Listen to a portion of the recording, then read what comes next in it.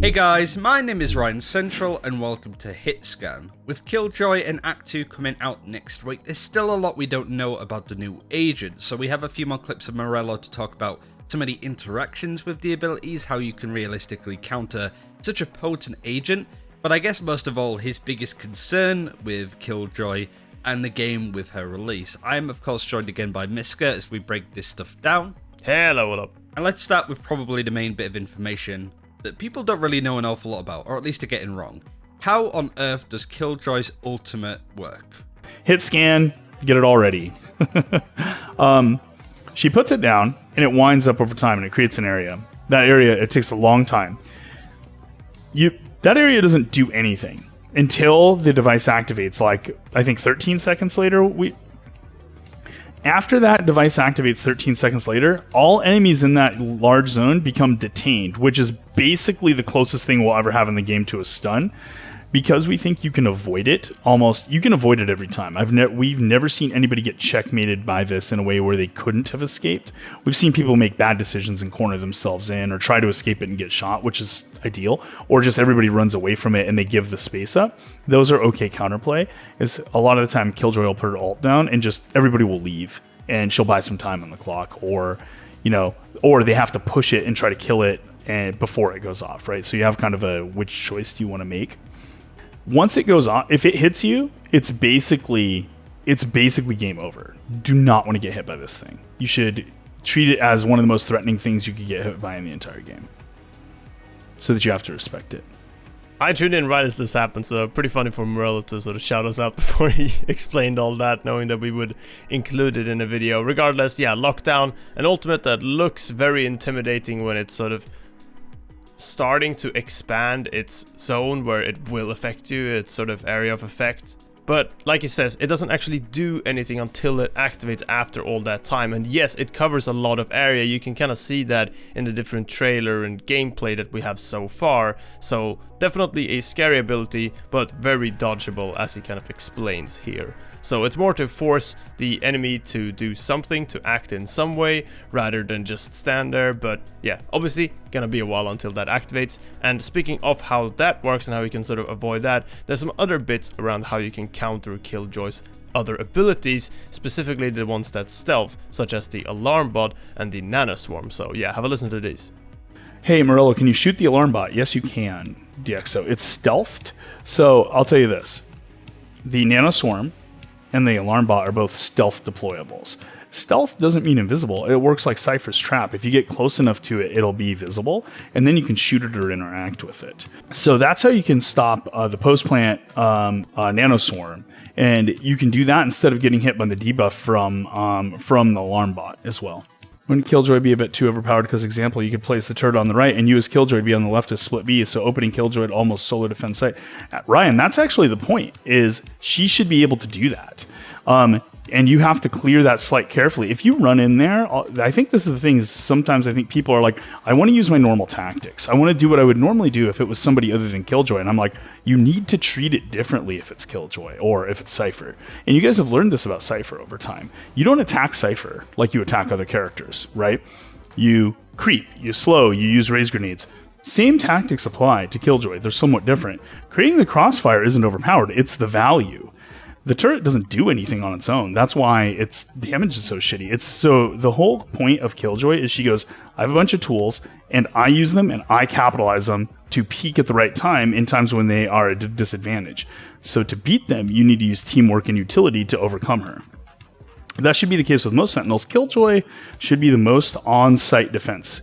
Lock down one site, and then avoiding her should be easier because she has less offensive potency, or if you counter her tools, she doesn't have anything to use after that to really help herself.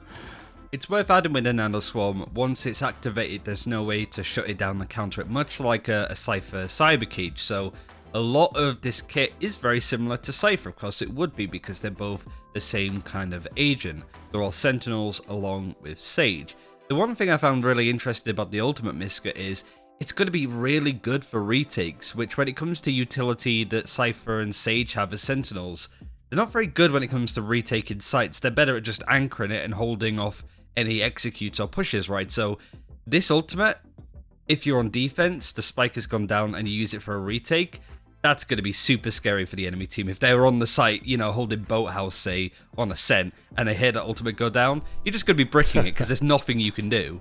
Yeah, I really like the idea of that as well, because that is one of the things that really does annoy me when playing Sage, for example, like when you're trying to retake a side and you feel like you just need a teammate so bad. Yeah, you can kind of slow some corners and make them more difficult to peek, but it's not like you can really fully shut them off and have some sort of nice entry with Sage there. So definitely a bit problematic, and Killjoy will change that for the Sentinel class. I'm really looking forward to seeing those dynamics there, and also all the post-plant dynamics with, of course, the Alarm Bot and the Nanoswarm. Yes, you can counter them, but seeing all those different plays will be really interesting to follow. And I think for the first week, maybe a bit of a shock, but we gotta just let the dust settle there so we sort of get a grip on this character. Kind of like with Reyna early on, where Reyna felt really oppressive and really powerful. And speaking of the Sentinels, though, that's something that Morello's a little bit worried about, and well, we've heard about his biggest worries in the past, and well, here's the latest update on combining a class to make a scary lineup. Do you think the meta will change after Killjoy comes out? I don't think substantially. I think triple Sentinel comp is the thing I'm the most worried about. The concerns I tend to have are once the roster gets bigger, eventually we're going to have 5 of everything. We're going to have 5 Sentinels, 5 controllers, 5 duelists, 5 initiators, right? For those keen-eyed people, you will know that Morello said something similar in an interview with us. We've talked about heal stacking a little bit. We've talked a little bit about value stacking. I'm the most worried about controller stacking. I'm actually much more worried about what like 5 controllers would look like probably than 5 healers by a lot. Controller stacking has a potentially really crazy value, even at 3. Especially with the kind of side values each of those characters brings, you know, area control on Brimstone and infiltration and movement on Omen, and defensive power and large control on Viper. I'd be worried that those actually make a puzzle that's really hard to solve for enemy players, more so than the other types of value. Because of how potent some of the agents can be in their archetypes, spamming 5 Sentinels and being on defense first would be super strong. So it's interesting to have, with all of the worry, I suppose, going around with how Killjoy is incredibly strong, hearing Riot kind of come out and go, actually, no, this is the thing that concerns us a little bit more, is very eye-opening and very open from Riot in general, right? I don't think that 3 Sentinels is going to be all that strong, though. On defense, sure, but certain agents like Raze or Jet will just run through you. Operators especially will just completely destroy you as well, I feel. Yeah, there's always going to be weaknesses in different compositions, team compositions that are very heavy on specific roles. I think Sentinels in particular will be an interesting one to follow. A lot of people have talked about having Cypher and Killjoy, but then it's like having Cypher, Killjoy, and Sage. Is that too much? Is that going to make it difficult to play on attack, for example? And well, I definitely think it could be, but there are those maps where it might be viable still. Some cool Sage wall boosts on Ascent, for example, and then you have the Cypher Killjoy defense on either of those sides seems really strong. So there are a lot of combinations and a lot of potential there, but at the same time, I don't know about running 3 Sentinels at the same time. You can swap them in and out, see which combos are best on which maps and on which sites. It would be interesting to see if they change being able to see if you're attacking or defending first ever, and how that could then affect the game. But I like the way things work right now, and all in all, as we find more and more out about Killjoy and about the abilities and how to counter them and how to work around it and kind of start highlighting the weaknesses a little bit more, it already feels a lot more bearable and like we'll be able to sort of overcome this. But definitely going to be a shock. I'm just interested in seeing how much and where things will land afterwards. I can already see playing on Haven, you're attacking and a defending team is Cypher, Sage, and Killjoy, one of each on each of the sites. That's probably going to be a bit of a pain in the ass to deal with, but when they attack, I don't think they're going to be half as useful. But in any case, that's a lot of stuff that we have on Killjoy. But of course, when it comes to these streams, there's always a bit more information that we can take away at least. We know that Breach is getting a buff sometime soon. I don't know if it'll come in with Act 2, but sometime within the near future. But one of the ideas, I suppose, that people have been throwing around that Breach could get buffed, this isn't the direction that Riot are going in, but they give us a bit more intel onto what they're thinking about. Or this is a good thing I want to comment on. Breach buff, please decrease delay of pulling out gun after using an ability. That is the least likely place we would buff him, because we want Breach to be setting up his teammates. Self-capitalization should not be Breach's goal. Breach should be setting up potent breaking opportunity for his allies. And therefore, that long gun equip time is part of making sure that that happens. Breach is definitely an interesting one, and I think it's a character that we've been talking about so much because it has been tricky for Riot to really troubleshoot the issues there. One thing that I was really interested in, or that I actually asked around, like sort of as a follow-up to this on the stream, I don't have this clip, but it was just a quick answer asking just which 2 agents are the bottom 2 agents when it comes to win rate, and just mentioning Breach and Viper. And the one thing I think a lot with Breach and Viper, and especially around Breach needing buffs like this, is that both of those characters require a lot of button presses and a lot of actions to get the same value out of them as you would with other characters. And I think that's maybe where you can make things a little bit easier, a bit more consistent, fewer button presses, fewer things to think about to still get value out of some of those abilities. I'm not sure exactly what tweaks you can do there, but I feel like there's a lot of options. So long as you make them just a little bit less of a hassle to play, they will probably work out quite a bit more. He did mention that Viper is a character that's already looking a lot better and starting to go up in win rate after the recent changes, but we'll see where she lands. And then of course with Breach changes, which hopefully will be coming in not too long, will be really interesting to see, then Breach can also get out of that bottom tier, just really low win rate compared to where he should be and where he's expected to be. Also, someone that I don't think we should forget about when we think about win rates and all is the whole Sage being out of control and just being a super high win rate character. For now though, the difficult puzzle to solve seems to be the flashes in particular and Breach flashes and such, and what Riot can do there. Like you said, Ryan, talking about getting the weapon out earlier, that can be a little bit maybe too close to something that Phoenix would do, for example, and we know how much Riot want to avoid getting agents a bit too similar to each other, but flashes is still something they're looking to work with and something they think is interesting. And well, speaking of flashes in particular, here's something that I'm not sure I would say is controversial, but at least stood out to me when watching this stream, of Morello's thoughts on the flashbangs in Counter-Strike and how they compare to flashes in Valorant. Flashes have to be in a bad place right now because you say Phoenix is the best and lasts for 1.1 seconds compared to the 2 to 4 of CSGO. Yep. I think we don't want them to be as potent as CSGO because I think they're a really blunt force in CSGO. I think I still could never make an ability in this game. There's not a single ability in our game that is more powerful than a flashbang. Not a single ability. Not an ultimate. I don't think Raze Rocket's as strong as a CS flashbang used well, in terms of like how much value you get.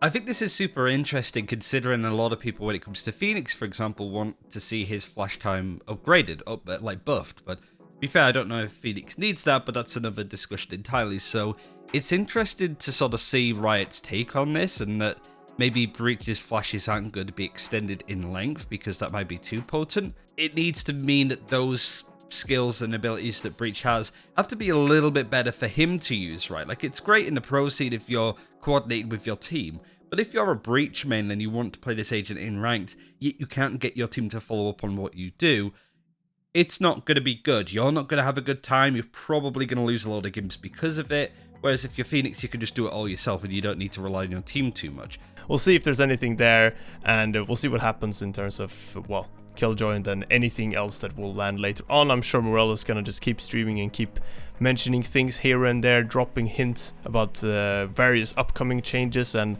well, speaking of that, Cypher nerf is something that we've heard a little bit about, just based on how strong and I guess reliable he is as a character, how those trapwires are just so reliable that you can just throw one out and you get info kind of regardless. Talking about just Cypher's capabilities there and where we might see nerfs eventually and why we might see nerfs eventually. So have a listen. I think we're going to have to do something. Because we're kind of backed up on the Sage and Breach stuff right now, we've been focused on that, but I still think Cypher's a good point of conversation here. I think Cypher probably needs something, and I'd like to find ways to, shift some of that power or do more clever nerfs, Not too much information when it comes to the changes specifically, hence why we wanted to put it at the end of the video instead of being like, oh my god, Cypher's getting nerfs. We could kind of assume that they were coming based on this like 100% pick rate in some of the bigger tournaments. But now that'll have to do. Some pretty good information on Killjoy. on what Riot are really concerned about. Clearly, they don't think the Killjoy is too strong. I think a lot of people have obviously been freaking out, but overall, Misk, I think the more information we've got, the better Killjoy seems to be for the game and the more counterable she is. We'll see how that works out in practice. Developers seem confident though, especially Morello. Make sure to check out his stream, twitch.tv/Morello Riot. He streams I believe 3 different times during the week, and sometimes he does Valorant streams with Q&A before and after. Sometimes he just does a bit of variety stuff, plays a bit of RimWorld, plays a bit of, well, all sorts of stuff really. Check his stream out, it's a chill place, and well, if you got any Valorant questions for him, you can throw them over there, but you can also throw them down into our comment section, and we'll see if we can get anything their way, or potentially for any future interview we may do, because, well, an act is coming up, there's bound to be a bunch of questions, and hopefully we can get you guys some answers. That's all for now though. Yeah, definitely. Thanks for watching, guys. Take care. We'll see you then. Bye bye.